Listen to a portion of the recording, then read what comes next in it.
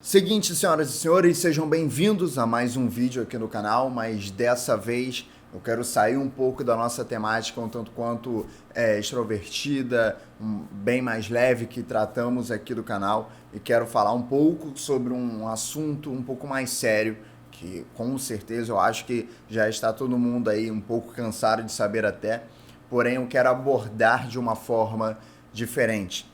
Como a temática aqui do canal é sobre futebol e como, obviamente, né, o futebol foi extremamente afetado por toda essa pandemia do coronavírus, eu queria trazer um pouco da minha vivência como profissional, como jornalista no futebol, pelo menos nesses 2 últimos anos, e abordar um tema muito importante envolvendo esse contexto. Então eu quero que vocês prestem muito atenção, porque eu vou conversar com vocês sobre o verdadeiro impacto que essa pandemia do coronavírus pode trazer para o futebol brasileiro, e eu vou explicar o cenário que eu estou trabalhando aqui, principalmente por causa dessa paralisação. Primeiro eu quero deixar bem claro aqui que eu sou completamente a favor a essa paralisação. Infelizmente, ela teve que ocorrer porque essa situação foge da esfera esportiva,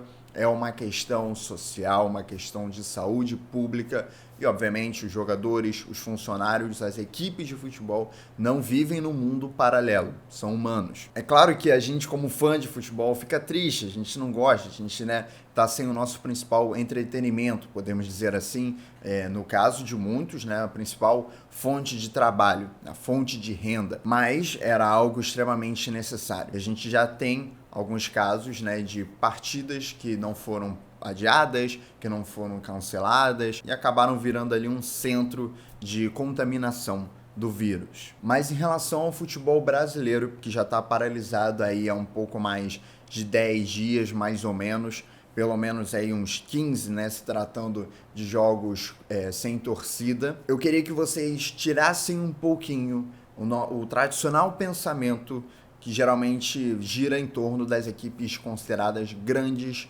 no Brasil.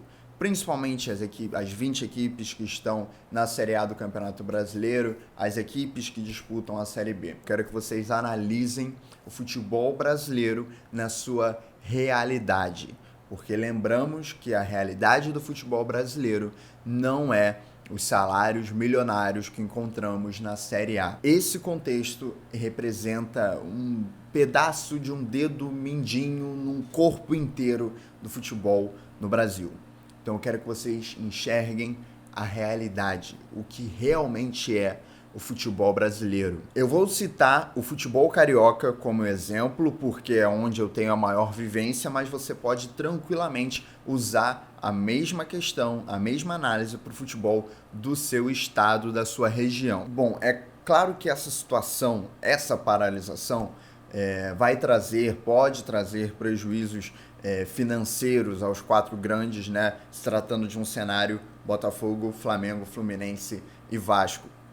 Porém, quero que vocês entendam que, por mais que 3 desses times estejam com dificuldades financeiras, o impacto vai ser muito menor do que no resto das equipes. E esse resto, eu estou incluindo as equipes da Série A do Campeonato Carioca, da Série B1, que é a 2ª divisão, da Série B2, que é a 3ª divisão, da Série C, que é a 4ª divisão, e as equipes que disputaram, esse ano a seletiva, o grupo X e o grupo Z, que representam a parte paralela da 1ª divisão, lembrando que o grupo Z é para definir o rebaixado à 2ª divisão do estadual. Essas equipes basicamente sobrevivem de cotas nos campeonatos que disputam. Raramente, mesmo que você enxergue ali um clube cheio de patrocínio no uniforme, os valores são bem irrisórios comparados aos patrocínios das equipes grandes. E muitas vezes, em certos casos, pode ser até permuta. Geralmente uma clínica médica, onde o time consegue realizar ali exame de graça e ali em troca a clínica estampa, né, a sua logomarca no uniforme e por aí vai. Logo, vocês podem imaginar que se não tem campeonato para disputar, da onde vem a renda? E principalmente uma outra questão, que é o calendário dessas equipes, que é muito diferente das equipes, né, grandes que disputam o Campeonato Brasileiro. Aqui no Rio temos as equipes que disputarão em tese, né, se tudo voltar, mesmo que lá no segundo semestre, disputarão a Série C do Campeonato Brasileiro e a Série D também, ou seja, 2 competições nacionais. Essas equipes, basicamente, elas formulam o elenco para a disputa do Campeonato Carioca e reanalisam as situações após o término do Campeonato Carioca. Alguns jogadores têm contrato para o ano inteiro, vão disputar o estadual, a competição nacional e qualquer outra competição, geralmente a Copa Rio, que o time tem para disputar ao longo do segundo semestre. Porém, em alguns casos é feito apenas um contrato para a disputa do estadual, ou seja, um contrato que termina ali basicamente em abril. Vários times estão com essa situação.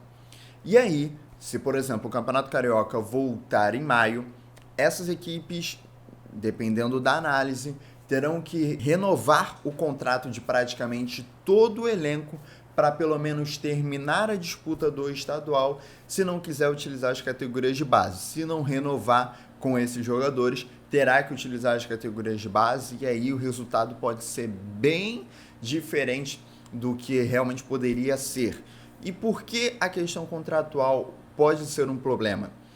Porque existe, né, tá na regra, tá no regulamento, que um contrato precisa ser de no mínimo, o tempo de um contrato precisa ser de no mínimo 3 meses. Então, por isso que os contratos de estadual geralmente têm essa duração curta, né? E aí, para a equipe manter um jogador praticamente para jogar um mês, o término do Campeonato Carioca, ou quiçá 2 meses, pagando 3 ou a quantidade que renovar, pode ser inviável para essa equipe, principalmente para o planejamento.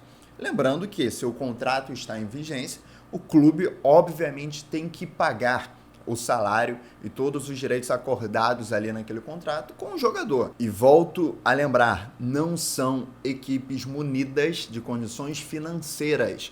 Uma renovação para um clube grande, às vezes tem prejuízo financeiro e às vezes é só ali uma coisa completamente normal, corriqueira.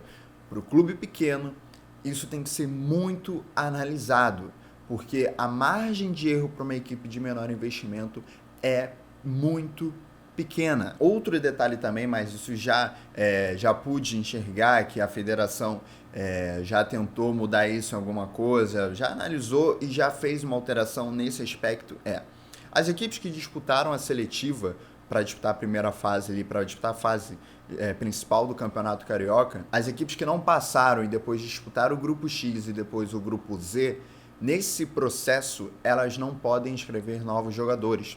Ou seja, ela só pode inscrever jogadores na seletiva. Para o grupo X e para o grupo Z, ela tem que jogar com o que tem, não pode se reforçar. E aí, perder jogador, vai perder jogador. Os jogadores saem no meio desse processo e a equipe não pode se reforçar. E aí começa a puxar garoto da base, puxa garoto do sub-17, para colocar para jogar, para tampar buraco, vamos dizer assim. Pelo que eu vi, as equipes que ainda estão disputando o grupo Z do Campeonato Carioca, porque restam 2 rodadas, Americano e o Nova Iguaçu, poderão inscrever jogadores caso seja necessário, inscrever novos jogadores, né? Lembrando que pode ocorrer uma debandada, já estava acontecendo para ser exato, ocorrer uma debandada nesses elencos e o time ficar totalmente de mãos atadas, sem saber o que fazer e tendo 2 jogos ainda para disputar. E aí, aproveitando esse contexto das competições, que vocês já estão bem inseridos, eu queria comentar aqui uma notícia da FERJ, do site da FERJ, que é uma nota da FERJ. O link vai estar aqui na descrição. Assim como qualquer notícia que eu citar aqui, o link e o crédito devido vai estar aqui na descrição. Uma nota da FERJ que saiu ontem, no dia 24 de março. Estou gravando esse vídeo no dia 25 de março. A Federação de Futebol do Estado do Rio de Janeiro cancelou inúmeras competições das categorias de base e 2 competições profissionais. A primeira delas, a Série C do Campeonato Carioca, que é a 4ª divisão, que não tinha a sua realização confirmada, porque o calendário do futebol carioca sofreu alterações que serão colocadas em prática já a partir do ano que vem. Então ela não tinha sua realização até então confirmada, mas a federação cancelou a Série C do Campeonato Carioca esse ano e várias equipes estão envolvidas nisso. Além dela, a Copa Rio também foi cancelada. E lembrando que a Copa Rio influencia no calendário nacional. A Copa Rio dá vaga para a Série D do Brasileirão e a Copa do Brasil. E ela é disputada entre as equipes de menor investimento aqui do Rio de Janeiro, seja da Série A, Série B1, Série B2, Série C. Não são todas as equipes, tem um critério para participação e tudo mais. Basicamente, para quem conhece, essas Copas estaduais tem, né, em outros lugares, como em São Paulo, Alagoas, Espírito Santo e por aí vai. E algumas notícias que saíram nesses dias no portal Globoesporte.com, vou deixar novamente aqui o devido crédito na descrição desse vídeo para facilitar e vocês derem uma olhada lá também, darem uma lida nas matérias, que tá show de bola, sério, explicar bem a realidade. Mas algumas notícias, vou me virar aqui só um pouquinho para comentar para vocês. Clubes do Campeonato Pernambucano começaram a liberar atletas em fim de contrato e a entidade já prepara algum tipo de aporte financeiro. O Campeonato Pernambucano apenas foi paralisado e as equipes já estão liberando os jogadores. Outra notícia que fala sobre a demissão em massa que aconteceu no ABC de Natal, onde 30 funcionários foram demitidos, inclusive o roupeiro que trabalhava há 50 anos no clube. E lembrando, estamos tratando do ABC de Natal. É claro que disputa as divisões inferiores do Campeonato Brasileiro, mas é um dos maiores clubes do seu estado. Lembrando sempre, quando você enxergar um tipo de situação envolvendo uma equipe que é considerada a maior ou uma das maiores do estado, pensem naquelas que não são e não possuem o mesmo poder financeiro. Tem outra matéria também muito bacana que cita a quantidade de jogadores que tem o contrato terminando agora em abril de cada clube do campeonato aqui do Rio de Janeiro. E aí o que eu quero alertar é: muita gente vai ficar desempregada, muita gente vai ficar sem fonte de renda, muitas famílias vão sofrer nesse processo. Um clube não é formado por apenas 22 jogadores, 22, 30 jogadores. Geralmente ali são os maiores salários, né, da instituição. Mesmo aqueles clubes que pagam R$1.000, R$2.000, R$3.000, ou se pagam. A gente sabe que a realidade no Brasil é essa. Não é o salário de R$1 milhão, de R$2 milhões, de direito de imagem, de luva. Não. O cenário real do futebol brasileiro é outro. São pessoas que lutam para receber um salário mínimo. Quando recebem e precisam sustentar famílias. E num time não tem só 30 jogadores. Um time é formado por uma comissão técnica. Tem o seu preparador de goleiro, o seu preparador físico, quando tem também. Tem o roupeiro. O clube tem um assessor de imprensa, tem um departamento de marketing, tem um porteiro, tem um segurança, tem a pessoa da faxina, tem a pessoa que corta a grama do estádio. Um clube é formado por inúmeras pessoas. E se os responsáveis pelo futebol no Brasil, e isso eu cito a Confederação Brasileira de Futebol e as federações estaduais, não agirem com um bom senso talvez jamais visto, prudência e responsabilidade, teremos um impacto gigantesco no futebol do Brasil.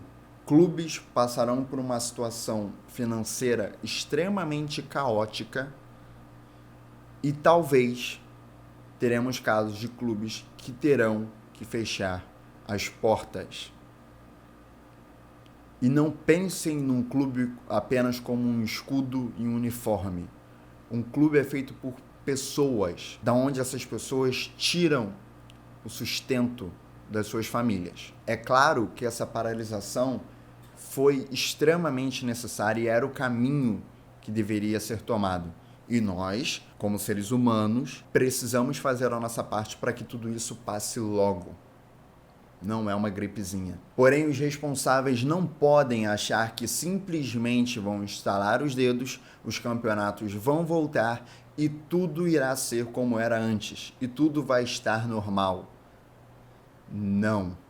Não vai estar. Então eu quero que vocês enxerguem que a situação é complexa, que a situação é difícil para milhares, centenas de milhares de profissionais no futebol. E qualquer decisão que seja tomada da maneira errada pode virar uma imensa bola de neve. Então, assim, repito, a paralisação é mais do que crucial para que possamos resolver toda essa situação geral no Brasil e cuidar da saúde da população o mais rápido possível, para que não tenhamos consequências muito piores, como vários especialistas já apontaram.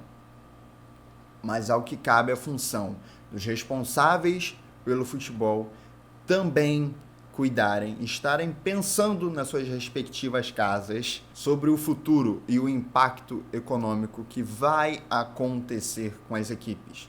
Elas não podem ficar desamparadas. Então eu espero que vocês tenham entendido esse contexto, esse cenário, essa conversa um pouco mais séria. É claro que tem muita coisa para debater, é claro que tem muita coisa para falar, mas eu só quis fazer um amarro geral, sabe? Eu só queria juntar o máximo de informação possível, uma espécie também ali de desabafo. Já estava pensando nisso há alguns dias em quarentena, dentro de casa.